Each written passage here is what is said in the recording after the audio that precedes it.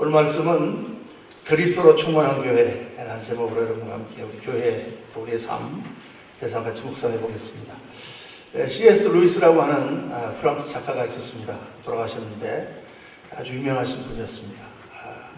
병신도지만 소설 작가지만 많은 크리스찬 신앙에 관한 소설을 쓰셨습니다. 근데 그 작품 중에 스크루테이프의 편지라는 작품이 있습니다. 스크루테이프라는 것은 뭐냐면 마귀의 이름이에요. 마귀의 이름.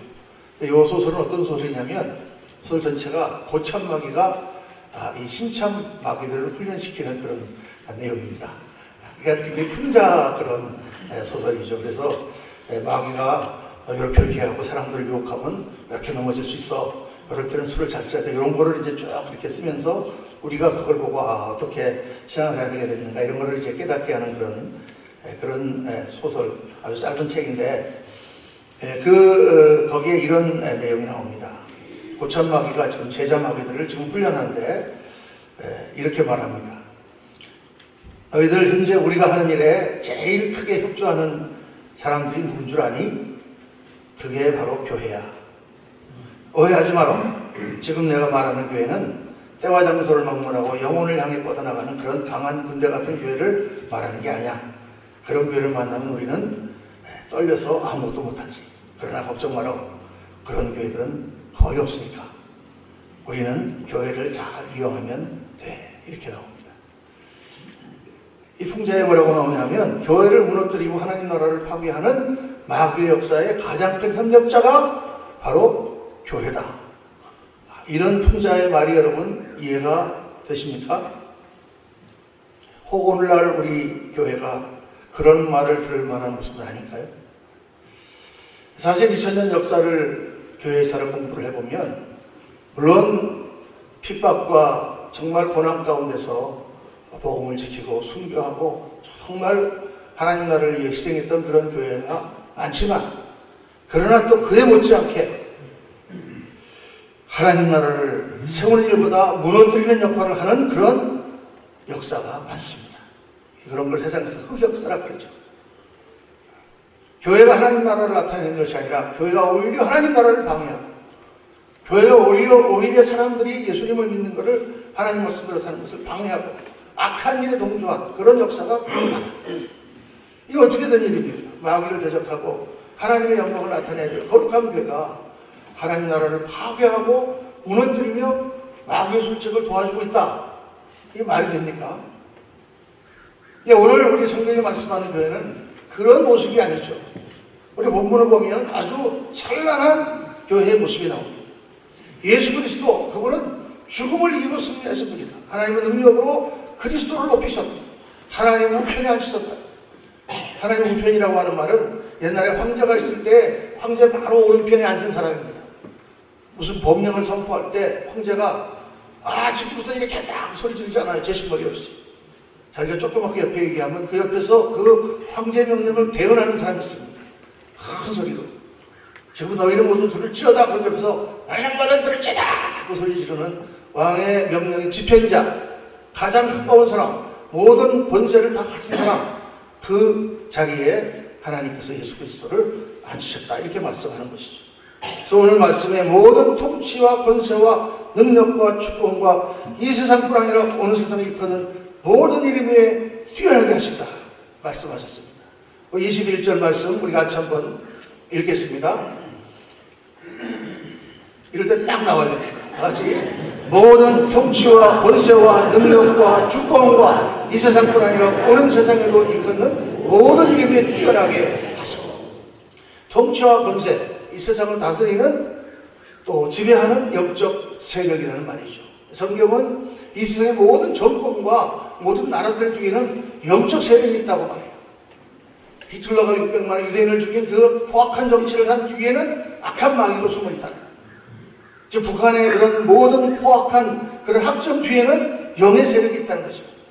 나라를 움직이는 이 미국도 한국도 영의 세력이 있다는 것이죠. 선한 영의 세력이 더 강할 때는 나라가 잘 통치되고 하나님 뜻에 맞게 통치되지만 악한 영의 세력이 지배할 때는 나라 전체가 악한 사상에 빠지고 도덕적으로 타락하고 하나님을 거역하는 그런 일들이 일어난다. 그런 모든 이 나라를 다스리는 권세 위에 예수 그리스도의 권세가 있다. 오늘 말씀에 세상의 만물을 그리스도의 발 아래 복종케 하셨다. 이렇게 말씀하시고, 그 만물을 복종케 하신 예수 그리스도께서 바로 교회의 머리가 되시고, 교회는 그런 말미암아 충만한 힘을 얻은 그런 교회다. 이렇게 말씀하세요. 야, 이 성경이 말씀하는 교회는 이 세상의 모든 권세와 모든 파워 위에 있는 그리스도를 머리로 하는 그런 강력한 군대, 강력한 권세를 가진 것이 교회다라고 성경은 말씀하신단 말이에요. 그런데 정말 오늘날 보면 그렇습니까? 그런가요? 교회가 더 셉니까? 세상의 힘이 더 셉니까? 교회가 말하는 이 선한 기운이, 이 사랑의 기운이, 정말 거룩한 기운이 세상을 압도하고 세상을 영향력을 미치고 있습니까? 아니면 세상의 사악한 기운이 교회에 들어와서 교회를 무너뜨리고 있습니까? 아무리 봐도 후자인 것 같아요. 그렇죠? 인정하지 않을 수가 없습니다. 오늘날 교회가 약하다는 말이에요. 왜 그럴까? 왜 그럴까요? 오늘 그 말씀을 묵상하려고 합니다. 그 이유는 교회가 그리스도로 충만하지 않기 때문이다. 오늘 말씀이 진단하는 것입니다. 오늘 말씀 23절에 교회는 그의 몸이니 만물 안에서 만물을 충만케 하는 이의 충만한 힘이라. 만물 안에서 만물을 충만케 하시는 이가 누구예요? 예수 그리스도죠. 교회는 그의 몸이니 예수 그리스도로 충만해야 된다. 그런데 예수 그리스도로 충만하지 않기 때문에 교회에 힘이 없다는 것입니다. 예수 그리스도로 충만하지 않다는 말은 다른 말로 확실한 그리스도의 제자들이 적다는 말이에요. 그리스도의 제자가 뭡니까? 하나님 말씀대로 살려고 노력하고 하나님을 사랑하고 영원한 하나님 나라를 위해 자기의 삶을 드리는, 자기의 시간을 드리고 물질을 드리고 정말 하나님 나라 영광을 위해 살아가려고 하는 강력한 영적 군사, 그런 사람들이 적다고 말합니다. 그래서 군대가 약해지는 거죠. 정말 힘있게 싸우려고 하는 군사, 병사가 적은 군대는 약할 수밖에 없죠. 근데 적은 숫자지만 전부 투지에 충만해서 나라를 위하여 목숨을 바치겠다. 그러면 강한 군대가 되는 거 아닙니까? 오늘날 교회가 약한 것은 그리스도로 충만하지 못하기 때문이다. 마귀가 역사하기 딱 좋은, 적당히 예수 믿고 적당히 콤프로마이스, 타협하는 그런 교인들로 교회가 꽉 차 있다. 그것이 성경이 말씀하는 교회와 오늘 현실의 교회가 다른 이유입니다. 여러분, 교회가 그리스도의 몸이다. 이 말은 무슨 말일까요? 물론 그리스도의 몸이라고 하는 그 말 가운데는 많은 의미가 들어있습니다. 그런데 그 중에 제일 첫 번째 중요한 의미가 뭐냐면, 교회는 그리스도를 보여주는 몸이라는 거예요. 여러분의 생각과 여러분의 정신을 보여주는 것이 뭐죠? 우리들의 몸입니다. 우리들의 삶이죠. 내 생각은 뭘로 보여줘요? 가만히 생각만 하고 있으면 누가 압니까? 그 생각이 나의 말과 나의 행동으로 나타날 때 사람들이 아, 저분이 이런 생각을 하는구나 하고 알 수 있잖아요. 그리스도를 어떻게 보여주느냐? 그리스도를 보여주는 것은 교회를 통하여 하나님께서 보여주신단 말입니다. 세상 사람들이 어떻게 그리스도를 볼 수 있는가? 그리스도가 어떤 분인지 알 수 있는가? 야, 예수님이 어떤 분들인지 세상 사람이 생각했습니다. 예수님이 어떤 분이지? 그럴 때 교인을 보면 알 수 있다는 거예요. 아, 저분을 보니까 예수님이 저런 분이구나. 저 장로님 보니까 예수님은 저런 분이로구나. 아, 저 집사님 보니까 예수님은 저런 분이로구나. 저 목사님 보니까 예수님은 저런 분이로구나. 라고 알 수 있다는 거예요. 여러분, 교회는 이 땅에 예수 그리스도를 나타내는 유일한 도구입니다. 유일한 도구. 거기에 동의하시면 하면 하시고. 우리가 예수님을 나타내는 도구란 말이에요. 우리가. 예수님께서 말씀하셨습니다. 누가복음 6장 44절 보니까 나무는 각각 그 열매로 아나니 가시나무에서 무화과를 또는 찔레에서 포도를 따지 못하느니라. 이 나무가 어떤 나무가 잘 모르겠어. 가서 과학책을 찾아봐야 되는데 없어요. 그런데 보니까 열매를 보니까 아, 이 포도나무로구나. 포도 열매가 맺히니까. 아, 이 사과가 열리니까 사과가 열리는데 이게 혹시 배나무가 아닐까? 이렇게 생각하는 사람은 없다고 말이죠. 열매를 보고 그 나무가 어떤 나무인지 안다. 어떤 스승을 평가할 때 가장 중요한 잣대가 뭡니까? 그 스승이 어떤 제자들을 길러냅니까? 바로 그것이죠. 교회가 세상의 예수님을 평가하는 잣대가 된다. 그래서 성경은 교회를 그리스도의 대사라, ambassador of Christ. 나라를 대표하는 대사가, 한국을 대표하는 대사가 이 미국에 온 것처럼 우리가 하늘나라 예수 그리스도를 대표하는 대사들이다. 너희는 그리스도의 향기라. 우리가 예수님의 향기를 내뿜는 그러한 존재다. 너희가 그리스도의 편지라. 하나님의 메시지를 전하는 편지가 바로 우리들이다. 이렇게 말씀하고 있습니다. 이 땅의 교회 외에 예수님을 나타내는 것은 아무것도 없습니다. 하나님의 말씀은 성도들을 통해서 세상에 보여지는 것입니다. 하나님의 말씀이 음악이라면 성도들은 악기. 아무리 좋은 음악이 있어도 악기가 연주하지 않으면 그 음악은 소리가 나지 않습니다. 들리지 않습니다. 하나님 나라의 그 모든 좋은 것들을, 그 음악을 나타내는 악기가 여러분과 저입니다. 믿으시면 아멘 하시기 바랍니다. 이거 굉장한 거예요, 여러분. 큰일 났어요. 우리가 잘못하면은, 그래서 하나님이 욕을 먹는 거예요, 세상에. 우리가 잘못 사니까 사람들이 하나님을 우습게 하고 예수님을 우습게 하는 것입니다. 오늘 말씀의 교회가 그리스도로 충만해야 한다는 말씀은 다른 말로 그리스도로 충만하다. 그 무슨 말이냐? 그리스도의 십자가가 교회 중심에 서야 된다는 말입니다. 십자가가 중요해요. 예수님은 어떤 분이냐? 이 땅에 오셔서 십자가를 지신 분입니다. 제자는 누구인가? 예수님의 십자가를 가슴에 품고 십자가의 삶을 통하여 자기의 삶을 드리는 사람이 제자입니다. 주님께서 말씀하셨습니다. 유명한 말씀입니다. 마가복음 8장 34절 누구든지 나를 따라오려거든 자기를 부인하고 자기 십자가를 지고 나를 따를 것이니라. 나를 따라오려거든 자기 십자가를 지고 자기를 부인하고 자기 십자가를 지고 나를 따르라. 제자의 삶에 십자가가 서야 된다. 교회 안에는 십자가가 서야 되는 것입니다. 그래야 교회가 힘을 발휘할 수 있어요. 예수님의 능력은 십자가의 능력입니다. 세상 사람들처럼 무슨 주먹의 능력이 아니고 교회 안에 주먹이 서면 안 되죠. 무슨 세상 사람처럼 돈의 능력이 아니고 교회 안에 돈이 서면 안 되죠. 무슨 정치적인 그러한 파워가 아니고 교회 안에 정치적인 파워가 서면 안 됩니다. 예수님이 가진 힘은 뭐냐면 십자가죠. 그러니까 교회 안에 십자가가 설 때 교회는 강력한 힘을 발휘하는 것이죠. 좀 심한 말 같지만 십자가의 삶이 없는 교회는 진정한 교회가 아닙니다. 십자가는 무엇을 의미하는가? 세 가지를, 십자가의 의미도 많지만은 그 가운데 중요한 세 가지를 여러분 묵상합니다.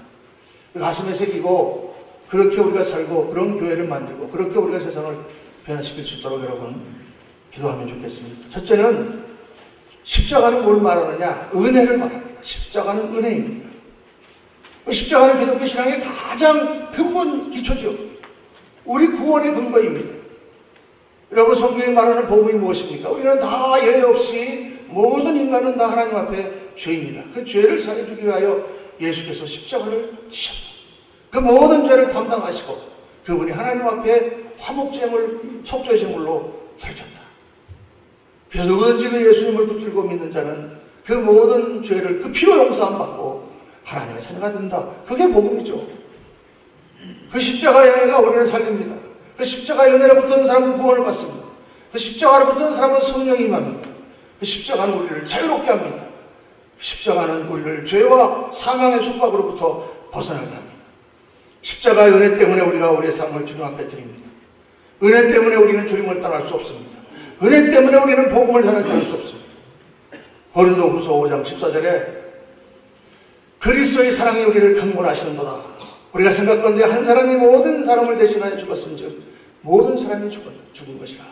한 분 그리스도께서 우리 모두를 대표하여 십자가에서 죽으신즉 우리가 다 그 안에서 같이 죽었다. 그리스도의 사랑이 우리를 강권하시는도다. The love of Christ impels us. 그리스도의 사랑이 우리로 하여금 그리스도의 삶을 살게 하고 그리스도의 사랑이 우리로 하여금 용서하게 하고 그리스도의 사랑이 우리로 하여금 바른 삶을 살게 하고 그리스도의 사랑이 우리로 하여금 복음을 전도하게 한다. 그 은혜가 우리를 강권하는 것입니다. 해야 되기 때문에 우리가 하고 법이기 때문에 하는 것이 아니라 그리스도의 사랑이 우리로 하여금 하나님의 말씀대로 살지 않을 수 없는 그 은혜가, 그 십자가의 사랑이 우리 교회 안에 흘러야 된다는 거예요. 그 은혜를 잃어버리면 교회는 아무것도 아니에요. 여러분, 오늘 우리가 보는 교회는 참 문제가 많습니다. 사람들이 교회에 와서 더 신앙이 좋아지기는커녕 교회에 와서 시험 들어가지고 더 신앙이 떨어지는 경우도 종종 있습니다. 그런데 성경을 보면 예수님이 오게 하신 교회도요, 문제가 많았어요. 예수님이 문제가 있는 게 아니라 거기 사람들이 문제가 많았어요. 따르는 사람들이. 예수님 따르는 사람들 중에 많은 사람들이 세리와 창기였습니다. 여러분, 창기란 말이에요. 창녀.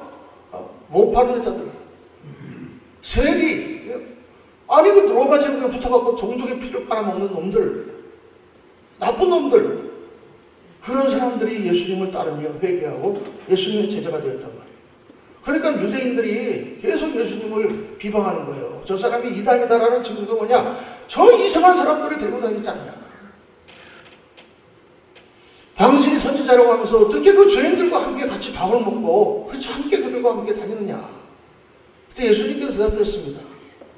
건강한 자에는 의사가 필요 없고 병든 자에게 필요 있습니다. 내가 온 것은 의인을 구하러 온 것이 아니라 죄인을 구하러 왔습니다. 우리가 다 의인이라면, 우리가 다 깨끗한 사람이라면 예수님 필요 없습니다. 그러나 다 우리가 죄인이기 때문에 예수님이 필요하잖아요. 여러분, 그렇기 때문에 교회는 뭐냐? 병원이에요, 병원. 교회는 병원이에요. 제가 몇 번 말씀드렸지만은 교회는 재판소가 아니라 병원이에요.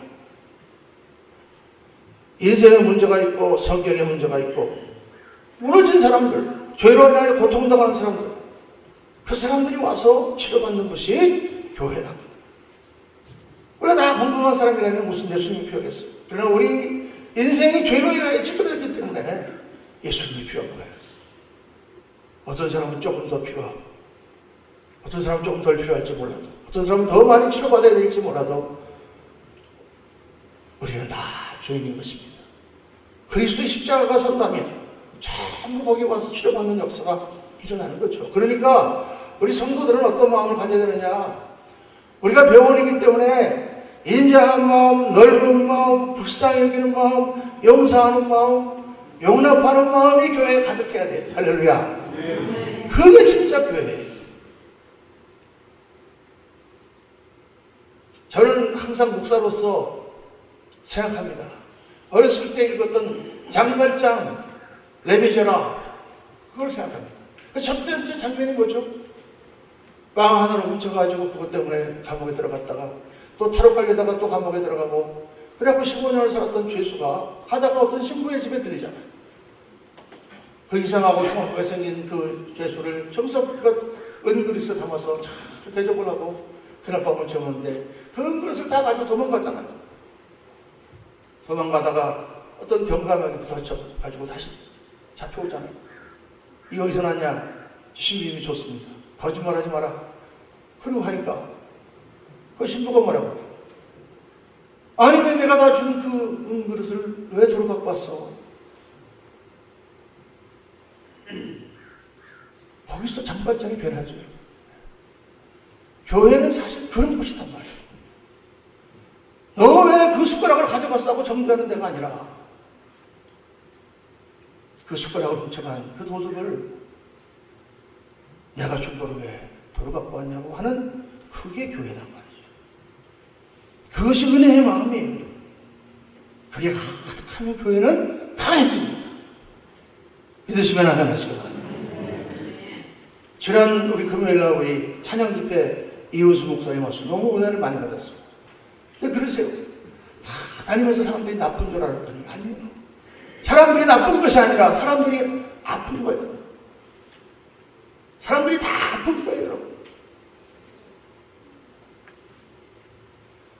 여러분, 아픈 사람을 정죄하면 어떻게 의사가 치료하겠습니까?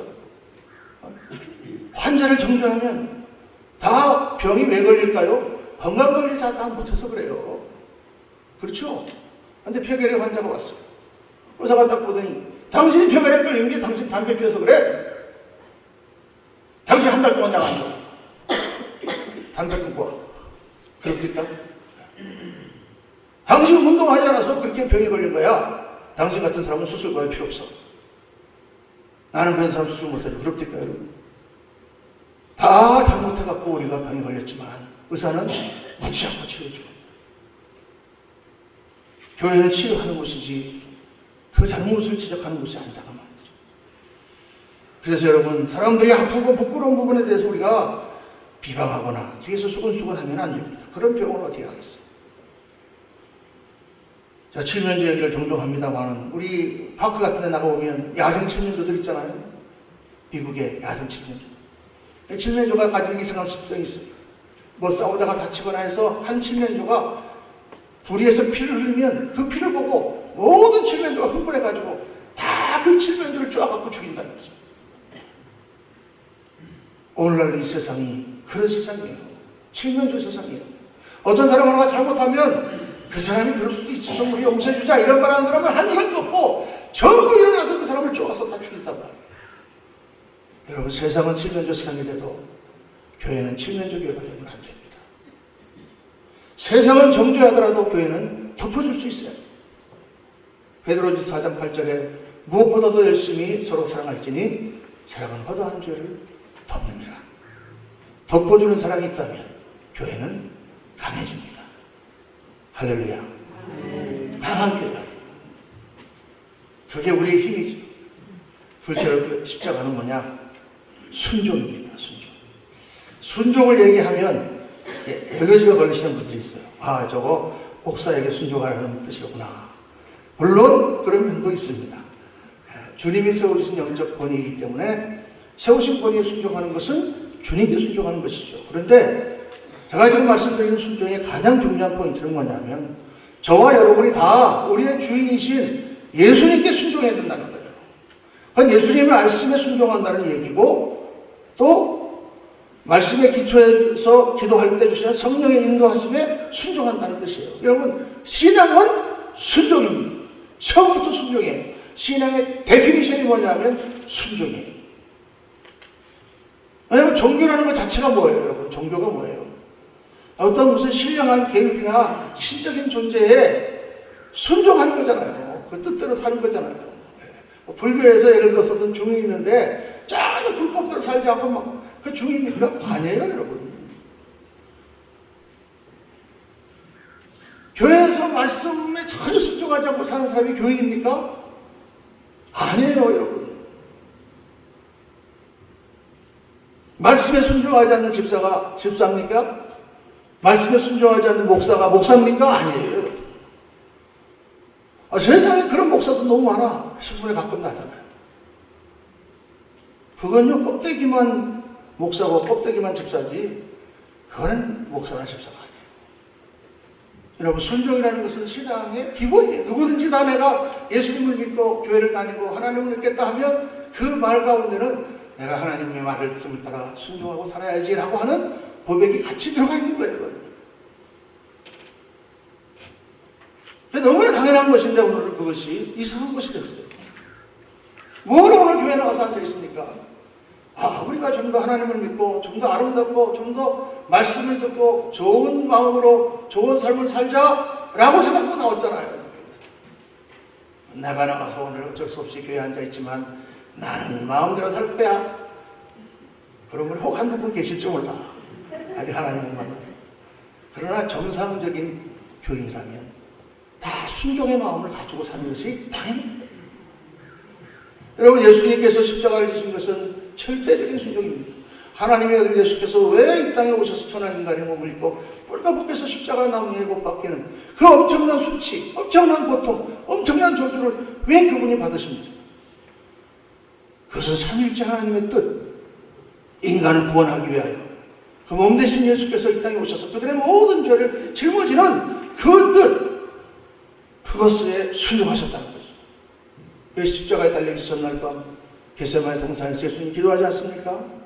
땀방울이 핏방울이 되도록 기도하신 내용이 뭡니까? 아버지여, 하실 수 있거든 이 잔에게서 지나가게 하옵소서. 그러나 내 원대로 마시고 아버지의 원대로 하옵소서. 정말 힘듭니다. 정말 이 죄를 뒤집어 쓴다는 것이 괴롭습니다. 그러나 내가 하나님 아버지 뜻에 순종하겠습니다라는 기도가 겟세마네 기도죠. 그 기도를 본받고 그 십자가를 본받는 것이 바로 우리 교회다 보는 겁니다. 그래서 그리스도, 머리 대신 그리스도께 순종해야 돼요. 교회가 몸이라고 할 때 그 머리가 그리스도라고 했으니까 우리는 다 그리스도 앞에 복종하고 순종하는 대로 움직여야 돼요. 이게 움직이지 제대로 움직이지 않으면 그게 뭐라고 그래요? 마비라고 그러는 거예요. 내가 생각한 대로 가야 되는데 딴 길로 가고 그러면 그거를 정신 이상이라고 해요. 마비가 심장에 오면 죽습니다, 여러분. 우리가 주님을 사랑합니다 하는 말은 주님께 순종한다는 뜻이고요. 순종할 때 교회는 강해집니다. 오늘날 교회가 약한 이유는 뭐냐? 우리 성도들이 그리스도의 말씀에 순종하지 않기 때문이에요. 우리가 다 하나님 말씀에 순종한다고 하면 교회는 막강한 파워를 발휘합니다. 그 능력이, 순종의 능력이, 믿음의 능력이 하나님 역사가 막 나타나는 것이죠. 주님께서는 우리를 통해서 하나님의 뜻을 이루고 하나님의 나라를 세우고 하나님의 거룩함과 영광을 나타내기를 원하십니다. 어떻게 해야 됩니까? 우리가 주님께 순종할 때 그런 역사가 나타나는 줄로 믿습니다. 세 번째 중요한 토픽은 희생입니다. 그리스도의 십자가는 은혜입니다. 은혜가 흘러야 됩니다. 그리스도의 십자가는 순종입니다. 우리가 다 주님 앞에 순종해야 됩니다. 세 번째는 희생입니다. 마가복음 8장 34절 다시 한번 다 같이 읽겠습니다. 누구든지 나를 따라오려거든 자기를 부인하고 자기 십자가를 지고 나를 따를 것이니라. 이 자기 십자가라는 말 가운데 들어있는 가장 중요한 의미는 희생입니다. 주님을 따르는 자는 나를 부인해야 됩니다. 자기 부인이란 다른 말로 희생이에요. 다른 사람을 위해서 희생하는 것입니다. 희생이 없이는 아무것도 이루어지지 않습니다. 희생이 없이는 사랑이 이루어지지 않습니다. 여러분, 희생이 없이는 가정이 이루어지지 않습니다. 어제 어떤 결혼식에 제가 참석했습니다.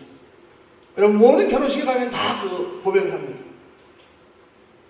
목사님이 따라하세요. 네.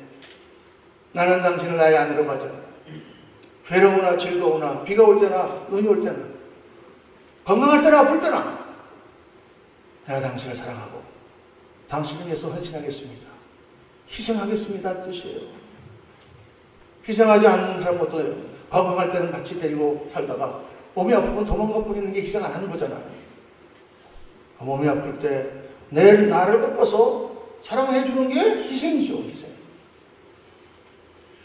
예수 그리스도는 하나님 나라와 그 일을 위해서 자신을 희생하셨습니다. 그 희생 가운데 빛이 나타나고 그 희생 가운데 능력이 나타나는 것이죠. 진정한 의의는 희생 가운데 나타나는 것입니다. 오늘 교회가 세상의 빛이라 주님 말씀하셨는데 아무리 외쳐도 사람들이 관심을 별로 갖지 않는 것은 말만 그렇게 하기 때문이죠. 희생을 통해서 빛이 나타나는 거예요. 말만 하는 것은 율법이에요. 그런데 그 말을 내 삶으로 희생하는 것은 하나님의 의가 나타나고 빛이 나타나는 일입니다. 이 세상이 어둠으로 갇혀 있어요. 교회는 그 어둠의 한 구석에 서 있습니다. 그러나 여러분, 아무리 교회가 작고 아무리 초라해도 방이 깜깜한데 작은 호롱불 하나가 다 켜지면은 온 집의 방 안이 밝아집니다. 아무리 작아도 빛의 그 능력이라는 것은 대단한 거예요. 우리가 아무리 작고 초라하더라도 빛을 발할 수만 있다면, 교회가 빛을 발할 수만 있다면 그 빛은 이론이 아니고 말이 아니고 설교가 아니고 그 빛은 삶입니다. 그래서 이 말씀하면서 목사가 설교만 하고 있지 않은가, 말만 풍성하지 않은가, 정말 내가 희생하고 있는가, 깊이 묵상해봤습니다. 우리의 작은 삶이 기꺼이 주님을 위해서 내주어진다면 캄캄한 밤 작은 초롱불이 큰 방을 밝히듯이 아무리 세상이 깜깜해도 교회는 빛을 발할 것입니다. 우리가 그 일을 위해서 부름받은 사람들, 일어나라 빛을 발하라. 요한복음 12장 24절 말씀에 내가 진실로 진실로 너에게 이르노니 하늘의 밀이 땅에 떨어져 죽지 아니하면 하늘 그대로 있고 죽으면 많은 열매를 맺느니라. 죽지 않는 미랄이 열매를 맺을 수가 없습니다. 사랑이란 반드시 희생이 동반입니다. 마리아는 주님을 사랑했기 때문에 옥합을 깨어 주님의 발에 부어드렸습니다. 여러분, 우리가 주님을 사랑한다면 뭔가 깨서 바쳐드려야 돼요. 그것도 헌금 얘기하는구나. 헌금 얘기가 아니에요. 내가 깨어서 바쳐드릴 옥합은요, 나의 나쁜 버릇, 나의 성격, 나의 자존심, 때로는 그런 거예요. 하나님 말씀에 순종하지 못하는 거예요. 내가 조금 한번 죽으면 다 괜찮아질 수 있는데 내가 고집을 피우므로 말미암아 온 집안이 어두운 그 옥합을 깨라는 거예요. 네가 가지고 있는 거. 그걸 깰 때 향기가 나타나고 주님의 역사가 나타난다. 화평의 역사가 나타난다. 예수 믿는 사람은 바로 그렇게 할 수 있는 사람이죠. 자기를 부인하고 자기 십자가를 지고 주님을 따르는 사람이에요. 여러분, 십자가가 없는 기독교는 모조품에 불과한 것입니다. 십자가가 없는 곳에는 하나님 나라가 서지 않습니다. 여러분, 예수를 믿겠다고 결심하셨을 때 정말 내가 십자가를 지고 내가 우리 가정에 우리 교회에 하나님 나라를 믿겠다 결심하셨습니까? 그게 있어야 돼요. 늘 제가 생각해도 가슴을 울리는 그런 귀한 우리 한국교회사의 위대한 신앙자가 한 분 있습니다. 영락교회를 다니신 분 계신지 모르겠는데 영락교회를 들어가면 그 오른편에 들어가는 길목에 까만 순교비가 하나 서 있습니다. 김흥락 장로님 순교비입니다. 6.25 전쟁이 일어났을 때 다 사람들이 피난을 갔습니다. 그때 북에서 내려온 사람들이 한 20명 모여서 교회를, 베다니 교회라는 교회를 세우고 거기서 예배를 드리다가 교회가 점점 커지니까 그들이 다 돈을 모아서 예배당을 치고 이름을 영락교회라고 쳤습니다. 한국의 가장 중심부, 명동 바로 옆에 있는 중심부에 언덕 위에다가 석조 건물을 짓고 한국 최초의 아마 석조 건물인지도 몰라요. 물론 그전에도 있었겠지만 서울에다가 짓고 성도들이 다 헌신해서 정말 피난 사람이 정말 어려운 분들이 자기의 삶을 들여서 교회를 지었습니다. 교회를 다 짓고 완공하고 난 뒤에 20일 만에 6.25가 터졌습니다. 6월 5일 날 완공을 했는데 25일 날 터졌다고 해요. 교인들이 다 피난을 갔습니다. 장로들이 회의를 했습니다. 교회 문을 열어야 될 것이냐 말아야 될 것이냐. 이제 막 적군을 밀어오는데 어떡하느냐. 그때 젊은 한경림 목사님이 내가 죽어도 교회를 지키고 죽어야지 목사가 교회를 떠나서 어디게 가겠는가. 강단 앞에서 기도하면서 하루 종일 기도하면서 거기 앉아 있었다고 합니다. 그때 김흥락 장로님이 들어오셨어요. 목사님 여기 왜 앉아 계십니까? 제가 교회를 지키겠습니다. 저는 목사입니다. 교회를 떠날 수 없습니다. 그때 이 김흥락 장로님이 야단치 드신 목사님한테 말했다 그래요. 목사님 지금 성도들이 다 부산으로 피난 내려갔는데 목자가 양떼가 있는 데 가야지. 여기서 교회당을 지키고 있으면 뭐 합니까? 목사님 빨리 피난 가세요. 교회당은 장로인 내가 지킵니다. 그래서 강제로 한경림 목사님은 피난 보내고 자신이 교회를 지켰습니다. 온 서울이 잿더미가 되었을 때 영락교회는 폭격을 받지 않고 살아났습니다. 한경림 목사님도 살아나서 한국 교회의 별이 되셨습니다. 그러나 김흥락 장로님은 교회를 지키다가 철수하는 북한군에 의해서 총살을 당해서 죽습니다. 그때 나이가 45세입니다. 한경직 목사님이 있고 한국교회가 사는 것은 목사님과 교회뿐만 아니라 바로 김흥락 장로가 있었기 때문이다. 여러분 어떻게 이분은 그런 일을 할 수 있었을까요? 하나님의 교회를 세우는 일에 나를 희생하는 것을 조금도 아깝게 생각하지 않았다는 것입니다. 그런 목사가 아니었지만 어느 목사보다도 더 위대하게 교회를 섬긴 하나님의 종이었죠. 오늘날 우리 교회가 위기입니다. 일제시대나 6.25 공산치하이기 때문에 핍박받기 때문에 위기가 아니에요. 오늘날 교회는 너무 편안하기 때문에 위기입니다. 구약을 보면 이스라엘 백성들은 적군이 쳐들어오면 외적이 쳐들어오면 그때 그때 그들은 깨닫고 하나님 앞에 기도합니다. 울며 통곡하고 회개하고 베옷을 입고 금식하고 하나님께서 그들을 구해주시고 그리고 신앙공의 운동이 그래서 다시 그들이 하나님에 대한 신앙을 찾습니다. 그러나 여러분 이스라엘 백성 이스라엘 나라가 망한 때가 언제인지 아십니까? 그들이 잘 살고 부족함이 없고 평안할 때였습니다. 모든 것이 풍족하니까 그들은 하나님을 찾지 않았습니다. 문제가 없으니까 기도하지 않았습니다. 그리고 대신에 우상을 숭배했습니다.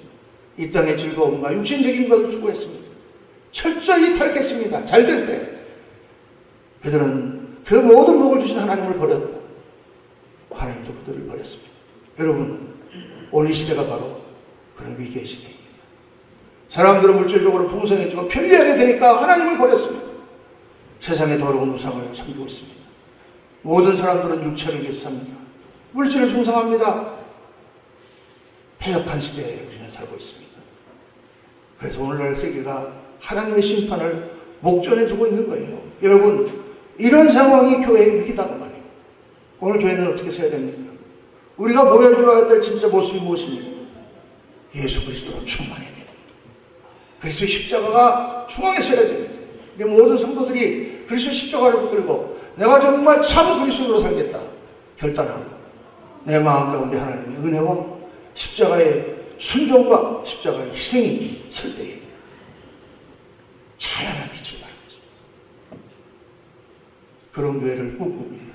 사랑하는 성도님, 오늘 이 말씀을 같이 나누면서 교회가 그렇다는 말은 내가 그렇게 돼야 된다는 말이죠. 내 한 사람이 그렇게 변할 때 놀라운 역사들이 나타날 것입니다. 사랑하는 성도님들, 세상을 변화시키는 교회, 그리스도의 십자가로 충만한 교회, 마지막 때 하나님의 영광을 나타내는 그러한 저와 여러분 한 분 한 분 우리 교회가 되시기를 주의 이름으로 축원합니다.